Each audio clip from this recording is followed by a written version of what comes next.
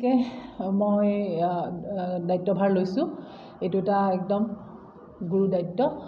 অসমৰ সকলো মহিলাকে একত্ৰিত কৰি পেলাই আগন্তুক নিৰ্বাচনত আমি আগবাঢ়ি যাম। আৰু মই এতিয়া প্ৰথমতেই সকলো জিলাতে যাম বুলি ভাবিছোঁ। কালিৰ পৰা আমি আৰম্ভ কৰিছোঁ। নগাঁও জিলাত গ'লোঁ, আজি গোলাঘাটলৈ আহিলোঁ।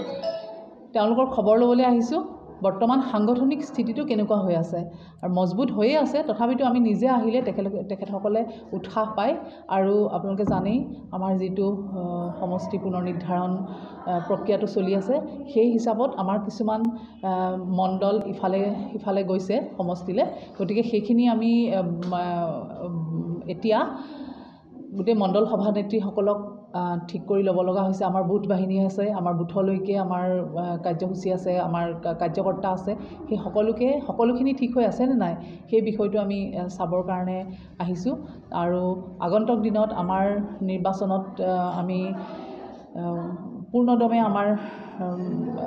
আমি আগবাঢ়ি যাম আৰু সফলতা আমি 100% লাভ কৰিম। এইখিনিকে চাবৰ কাৰণে মই আচলতে ওলাই আহিছোঁ। নিশ্চিতভাৱে থাকিব।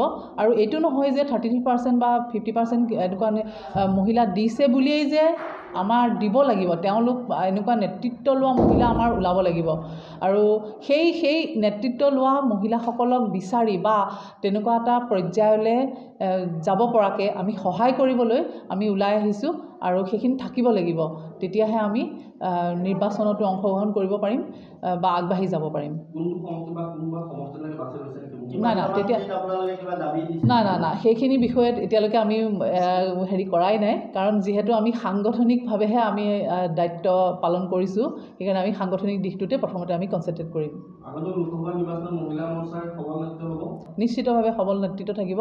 আজিৰ তাৰিখত আপোনালোকে সকলোৱে দেখিছে আমাৰ মহিলাসকলে অগ্ৰণী, আমাৰ ব্যৱসায় বাণিজ্যৰ ক্ষেত্ৰতো অগ্ৰণী, আমাৰ ঘৰখন পৰিচালনা কৰাৰ ক্ষেত্ৰতো, আমাৰ দল সংগঠন পৰিচালনা কৰাৰ ক্ষেত্ৰতো আমাৰ মহিলাসকল অগ্ৰণী। গতিকে তেওঁলোকক লৈ তেওঁলোকৰ ভৱিষ্যতৰ কথা চিন্তা কৰি আমি সকলোৱে একেলগে কাম কৰি আহিম।